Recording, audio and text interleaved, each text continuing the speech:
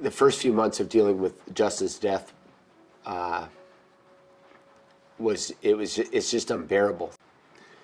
You begin to realize that you are truly going through the worst thing a human being can go through. My way of dealing with it was always pretending that I was okay.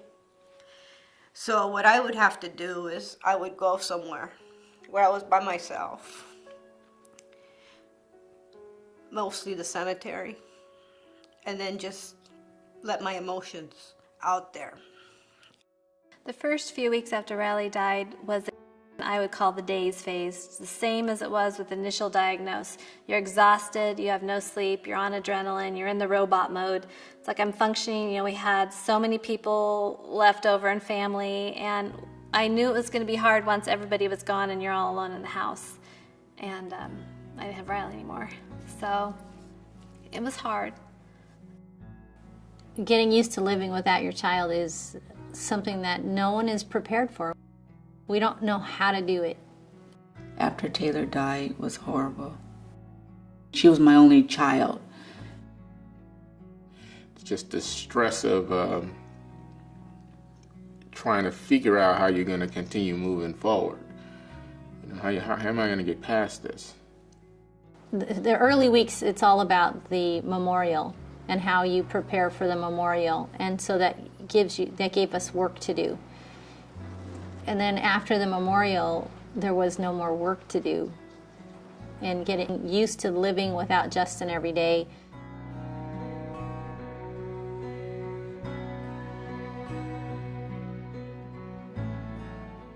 When he was 13, we threw a big party for him with all his friends because that was 5 years officially off of chemo when the medical world considers you clinically cured. So we thought cancer was behind us and life was good and normal. In the middle of Justin's 8th grade year, all 4 kids got the flu.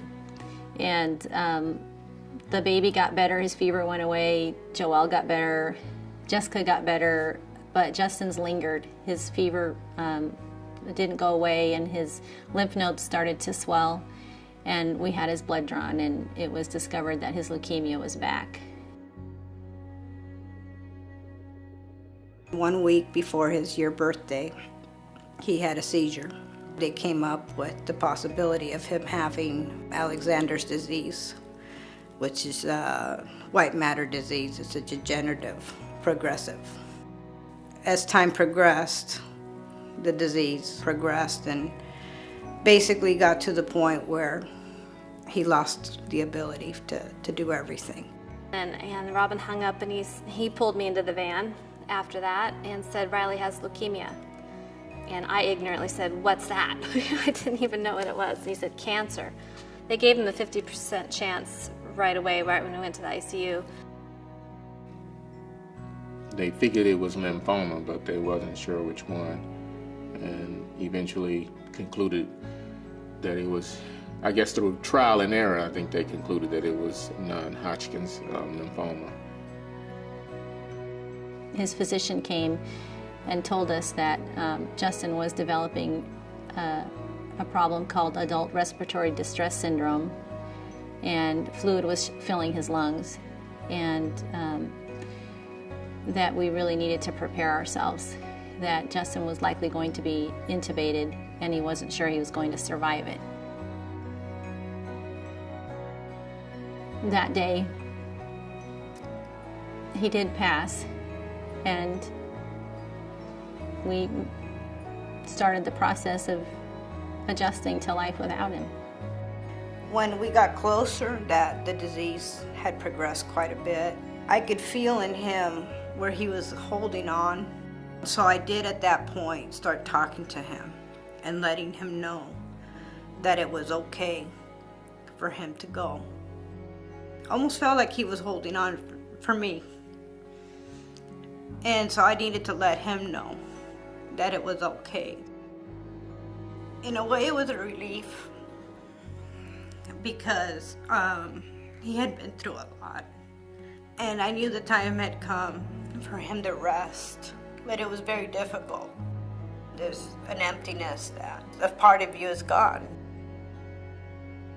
But we realized that medicine had done its job. It was time that we needed to withdraw the chemo, withdraw the treatments, and just make him comfortable. So we had to come to grips with that. On April 3rd, 2011, I told her it's okay. I had a long talk with her. I said, it's okay. You don't need to suffer anymore. You can go see the light now. Because it's okay. So we were in the room, we were talking, and about 5 minutes after our conversation, she took her last breath, and then she died. The pain was very simple in the fact that you just missed him. You know, you want to make it real philosophical or whatever, but it just was, I miss him, and I'm not going to ever see him again. And the pain of that was tremendous. I know a lot of families don't make it past this point. But if there's some true love and commitment in there, then it'll show itself, because this is the time for it to show itself. You're so focused on saving your child that you coexist in the same realm of, this is what we do. We get up in the morning, who's taking Justin to City of Hope? Who's going to be there for the other kids? You know, who's picking up, who's dropping off? Who's going to, you know, change his dressing today, all that stuff. And so your focus is all about what needs to be done and taking care of the child. And then after he passed, all of that was gone. There's nothing to do. All the activity and purposefulness, all of that just disappears in a day, in a minute. All of a sudden you're just, who are we now? And now how do we deal with our grief? How do we deal with talking about how bad this feels? I went to intensive therapy, and they taught me, and I was able to talk about it. I was able to cry. I was able to hate. I was able to be mad. I was able to be angry.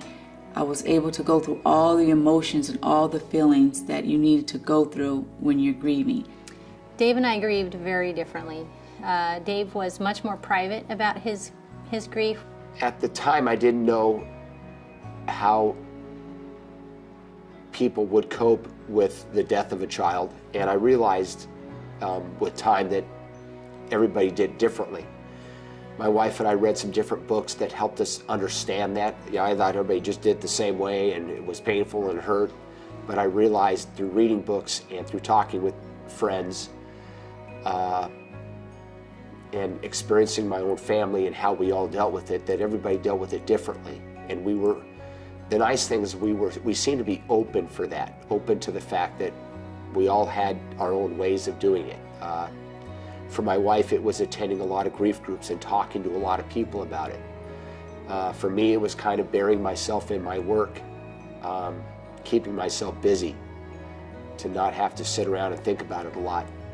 I first started out with a group that was designed for all parent loss, so it wasn't necessarily young children passing or that kind of thing. It was just any parent who'd lost a child. And so I found myself in a group with parents of all ages, and the parents who had, what was the most remarkable discovery for me in that group was that the people who had lost a child who was 40 years old, the pain that the parents felt in their 60s, 70s, and 80s even was the same as the pain I felt. The communication with my wife was I think was good. We talked about how we were feeling, and we were open about how each, one of us grieved. We let each other do kind of our own thing, and I think that helped. We didn't try to get each other to grieve the way we wanted. We thought that a person should grieve. We've always been very open about letting each other do what we need to do, and understood that that was important. I know for myself, even though your loved ones want to be there for you and help you, and you just kind of need a moment of peace to kind of take everything in, to do what you need to do personally, as far as whether it's cry, whether it's sleep, whatever your body is asking you. I think you need to listen. I found that after Riley passed, everybody was trying to take care of me so much that I was getting exhausted from this date, that date, this date. You know, will you come, trying to protect me. But I'm like, okay. So I would say to parents when that's going on to just say, I need a Riley day is what I would say. I need a day to hibernate, and I wanted to be alone and watch the video or, you know, cry if I wanted to. Sometimes I felt like I had no time to cry. The way I coped was my faith, praying, and I just felt like the Lord gave me strength. I was very motivated by the fact that I have 4 beautiful boys with me still who need me, who need their mom, who hadn't had their mom for 6 years, not 100% of me. About 6 months after she died, I noticed things start getting a little bit better. When I started getting into therapy, a lot of that, it helped me know me and understand me and myself. And so that's what helped me a lot. So once I started focusing on me and the relationship and the death and our marriage, and then the marriage started to work. It's like we can literally say we kind of like, in a way, renewed our vows, because our marriage is like so much better. It's so much better now. I'm happy, and I'm happy to have my husband, that he's here with me, that he's sharing this with me, and I didn't have to do it alone, and that it's a good feeling to work on yourself and get to this point that everything's going to work out, everything's going to be okay. I think my most difficult part was I don't have a purpose now. You know, what do I do? So now it's focusing on starting to live a life. Finding something to do, to fill the void, to fill the emptiness. That's what I'm working on. I've sat with bereaved people and how hungry we all are for shared experiences, for shared stories, to glean whatever we can from each other. It's like we're this underground community that the healthy world doesn't really want to deal with too much because it's too scary. It happened, and now we have to live through it for the rest of our lives. You're still going to have your heart's going to ache, but you just have to take one day, one moment at a time. I had a spouse that was very positive and didn't allow herself to wallow in sorrow, and it helped to have a spouse that was like that, because it was contagious.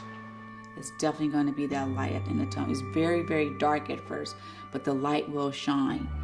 And I would definitely recommend therapists to people, even if someone goes for like a couple of months, but just to have someone to talk to, have someone to get angry with, have someone to just discuss how you're feeling, how it hurts you, why me. Sharing what I knew was all part of the healing that I needed to go through. And when you get to that point in your loss that you can say, I had this experience that I think might help you in your loss. I'd like to talk with you about it. I'm open to hearing about your loss.